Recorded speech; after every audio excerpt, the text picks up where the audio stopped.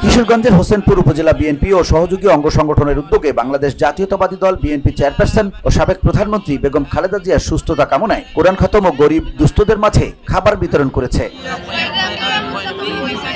এ উপলক্ষে বৃহস্পতিবার রাতে পাইলট স্কুল অ্যান্ড কলেজ মাঠে উপজেলা বিএনপি, হাফেজ আলেম ওলামা সহ শিক্ষার্থীদের অংশগ্রহণে 30 পারা কোরআন খতমের পরে দোয়া মাহফিল অনুষ্ঠিত হয়।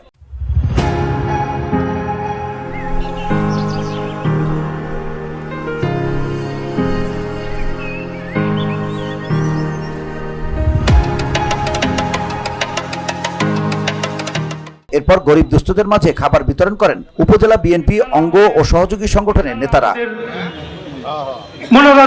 এ সময় উপস্থিত ছিলেন হোসেনপুর উপজেলা বিএনপির যুগ্ম আহ্বায়ক ও সাবেক mayor SM. Mahbubur Rahman, BNP নেতা জহির মাস্টার সহ অনেকেই। এ সময় জহির মাস্টার বলেন, দেশের ক্রান্তিকালে বাংলাদেশের ঐক্য থাকা খুব জরুরি। দোয়া করি খালেদা জিয়াকে আল্লাহ যেন সুস্থ করে আমাদের মাঝে ফিরিয়ে আনেন। পর্যন্ত আমাদের দোয়া মাহফিল হয়েছে। আজকে ভিওডি বাংলা নিউজ ডেস্ক। যে